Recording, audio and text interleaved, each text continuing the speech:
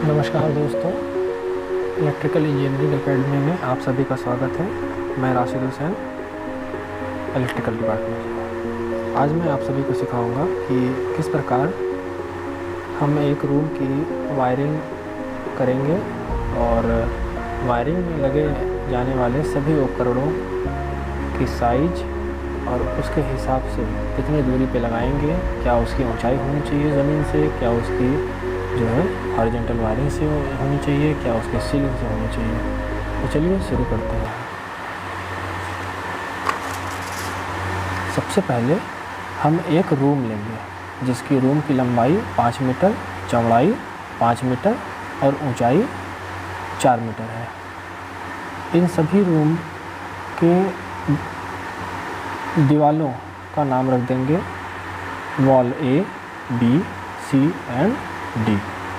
ये रहा हमारा ग्राउंड लेवल, जिसे हम GL भी कहते हैं, ग्राउंड लेवल हाइट 4 मीटर। सबसे पहले घर में हम डिस्ट्रीब्यूशन बोर्ड को लगाते हैं जहाँ पर एनर्जी मीटर लगा होता है।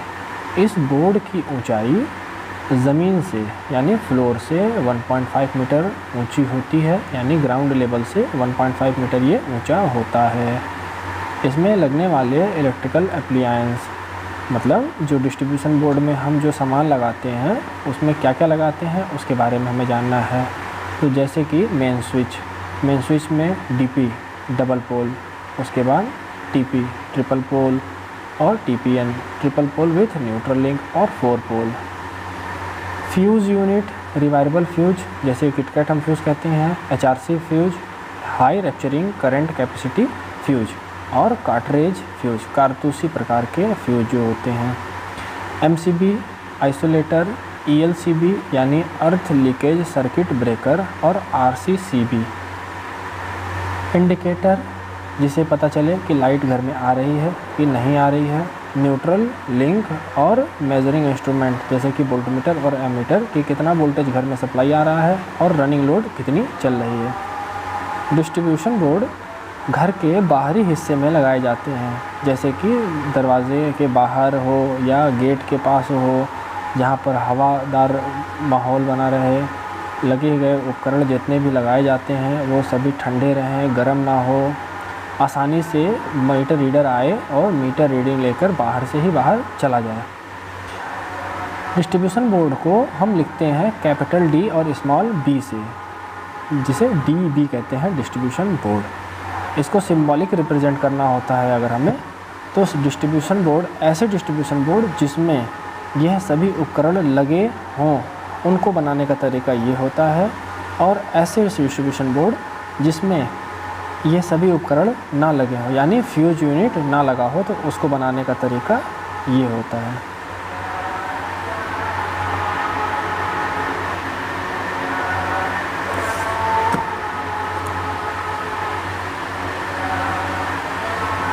अब आता है स्विच बोर्ड। जैसा कि आप सभी लोग जानते हैं कि हर रूम में हमारे स्विच बोर्ड होता है, जिसमें हम स्विचिंग एक्शन ऑन करते हैं तो हमारा पंखा चला जाता है, फिर दूसरा स्विच ऑन करते हैं तो लगे हुए बल्ब, और अलग अलग स्विच ऑन करके अपने अलग अलग लगाए गए लोड को चला सकते हैं। इसकी ऊंचाई ज़मीन से यानी फ्लोर से 1.25 मीटर होती है। इसमें लगने वाले उपकरण व उन उपकरणों का नाम जैसे कि सिंगल पोल स्विच जो हमारे घरों में लगा होता है जनरली, 2 वे स्विच, यह 2 वे स्विच जीने पे लगाए जाते हैं, सीढ़ी में। सीढ़ी घर में उस जगह पर लगाए जाते हैं कि जहाँ पर एक बल्ब को 2 जगह से कंट्रोल करना हो।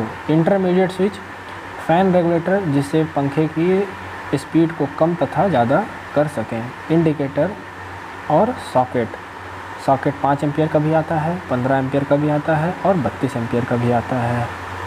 यह सभी जो उपकरण हैं हमारे स्विच बोर्ड में माइका शीट पर फिक्स करके लगाए जाते हैं, जो कि सफ़ेद कलर का होता है।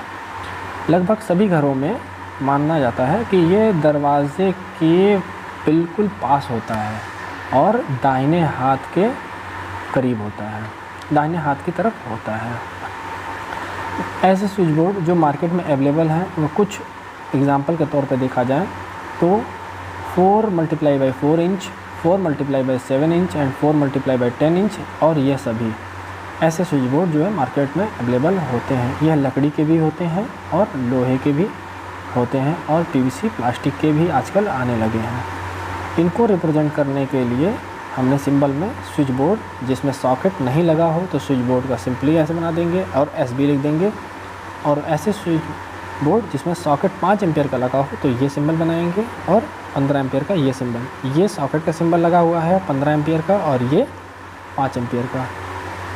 Combine power socket switch board जो कि SBP switch board with power में कंबाइन, दोनों कंबाइन कर दिए गए हैं, इसमें मिला दिए गए हैं। ऐसे स्विच बोर्ड को हम लोगों ने कई बार ऐसी जगह पे देखा है जो कि एक दूसरे के साथ कंबाइन होते हैं, जिसमें स्विच और सॉकेट दोनों एक दूसरे के साथ मोल्ड हुए होते हैं।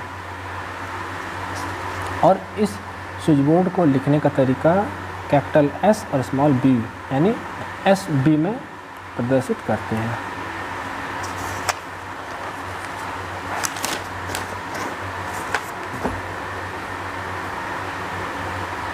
पावर स्विच बोर्ड की ऊंचाई फ्लोर से।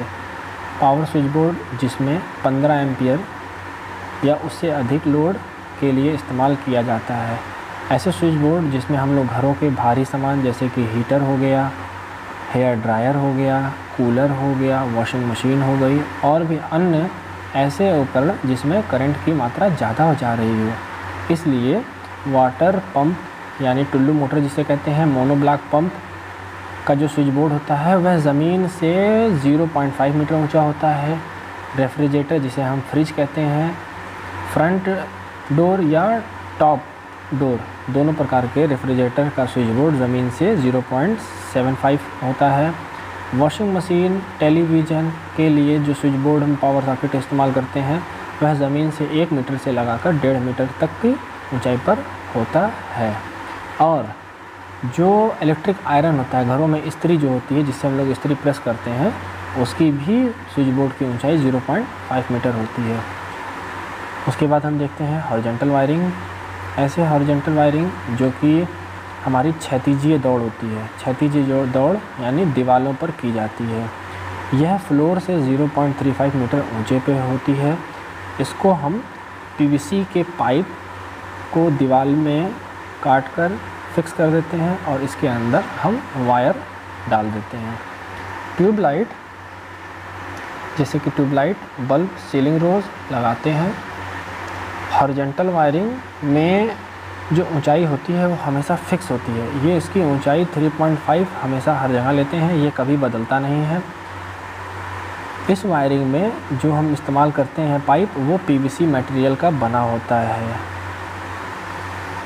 अब बात आती है कि जो रूम में लगा होता है पंखा, उसके रॉड की लंबाई कैसे निकालें, कि कितने मीटर की रॉड हम लगाएं, कितने फिट की रॉड लगाएं।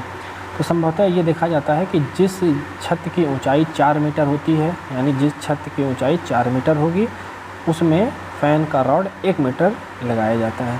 यह 1 मीटर का माप कैसे निकाला गया, तो इसका एक फार्मूला बनाया गया है। फार्मूला ये बनाया गया है कि length of the fan rod is equal to height of the room. Height of the room मतलब कि जो छत की ऊंचाई है, जो छत की हमारी पूरी ऊंचाई है, ज़मीन से लेकर छत के बीच की दूरी जो होगी वो जो होगी, चाहे वो 4 मीटर हो, चाहे 5 मीटर हो, चाहे 6 मीटर हो, चाहे 7 मीटर हो, वो कुछ भी हो सकता है। और 4 मीटर से ज़्यादा होगा, 4 से कम नहीं होना चाहिए। और उसको हम किससे माइनस कर देंगे, 3 मीटर से माइनस कर देंगे। तो जो बचा हुआ आंसर आएगा वो होगा length of the fan rod. चलिए इन सभी जो हम लोगों ने पढ़ा, इन सब चीज़ों को एक आसान से एग्ज़ाम्पल के तौर पर हम लोग देख लेते हैं, एक आसान से डायग्राम के तौर पर देख लेते हैं। इसको देखने के लिए हम क्या करेंगे, बहुत ही आसान है इसे समझने का। तो देख रहे हैं कि ये रहा ग्राउंड लेवल हमारा, ज़मीन यानी फ़र्श, जो फ़र्श होता है, ये जैसे फ़र्श है तो ये फ़र्श हो गया। अब ये हो गया हमारा छत यानी सीलिंग लेवल। ये 2 लाइनें हम लोगों ने पहले ड्रॉ कर लेनी है। रूम का दरवाज़ा हो गया, दरवाज़ा यानी SB जो होता है वो ज़मीन से कितना ऊंचा होता है, 1.5 मीटर ऊंचा होता है। डिस्ट्रीब्यूशन बोर्ड जो होता है वो ज़मीन से कितना ऊंचा होता है, 1.5 मीटर ऊंचा होता है। अब इसकी ऊंचाई यानी स्विच बोर्ड से लेकर हॉरिजॉन्टल वायरिंग के बीच की दूरी 2.25 मीटर होती है और डिस्ट्रीब्यूशन बोर्ड से लेकर हॉरिजॉन्टल वायरिंग बीच के 2 मीटर होती है। ये तो फिक्स है। SBP यानी जो पावर सॉकेट हमारे इलेक्ट्रिक आयरन और मोनोब्लॉक वाटर पंप में लगाई जाती है उसकी 0.5 ये दिखा दिया गया। जो हमारे रेफ्रिजरेटर में लगाई जाती है स्विच बोर्ड उसको 0.75 यहाँ दिखा दिया गया। और जो स्विच बोर्ड हमारे वॉशिंग मशीन टेलीविज़न पे लगाई जाती है वो 1 मीटर यहाँ पर दिखा दिया गया। उसके बाद जो हॉरिजॉन्टल वायरिंग है, ये हॉरिजॉन्टल क्षैतिजीय वायरिंग जो है, जो हमारे दीवार पे PVC पाइप के साथ की जाती है, वो ज़मीन से कितना ऊंचा दिया जा रहा है, वो 3.5 ऊंचा दिया जा रहा है। छत की ऊंचाई मान ली गई 4 मीटर या उससे अधिक, 4 भी हो सकती है कम से कम और उससे ज़्यादा भी हो सकता है। अब बात आती है कि सीलिंग और हॉरिजॉन्टल के बीच की दूरी जो होती है वो 0.5 मीटर होती है। पंखा जो सीलिंग फ़ैन लगाया गया है उसके रॉड की लंबाई ज्ञात करने के तरीका ये होता है कि हॉरिजॉन्टल वायरिंग से जो नीचे होती है वो 0.5 होती है और उसके ऊपर 0.5 भी हो सकती है या उससे अधिक होगी कैलकुलेशन के हिसाब से। एक पॉइंट आप सभी लोग यहाँ पर नोट कर लें, बिल्कुल इम्पॉर्टेंट नोट कर लें कि all measurement written under the horizontal wiring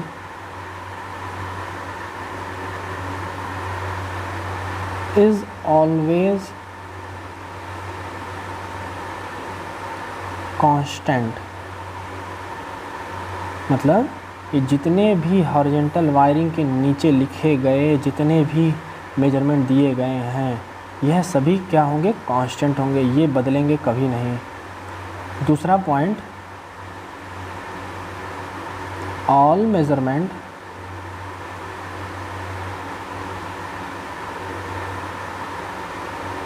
written in between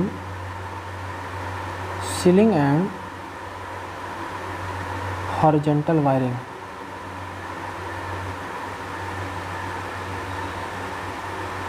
is variable। मतलब ये बीच का जो दिया गया है ये वेरिएबल करेगा। मान लिया जाए अगर 4 मीटर का है तो 3.5 मीटर इसमें से माइनस कर देंगे तो 0.5 आ जाएगा। अगर यही चीज़ 5 मीटर हो जाए और 3.5 अगर कर दें तो वो 1 मीटर आ जाएगा।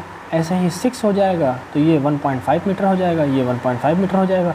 तो ये जो चीज़ें हैं ये बदलता रहेगा, लेकिन इसके नीचे की चीज़ें जितनी भी होंगी वो सारे मेजरमेंट कांस्टेंट होंगे। तो हमें ऐसा लगता है कि आप लोगों को ये हमारी पढ़ाई हुई चीज़ों को समझ में आया होगा और हमारी ये पहली वीडियो है, तो जो भी गलती हुई होगी हमें माफ़ करें और प्लीज़ लाइक करें और सब्सक्राइब करें इस वीडियो को। Thank you.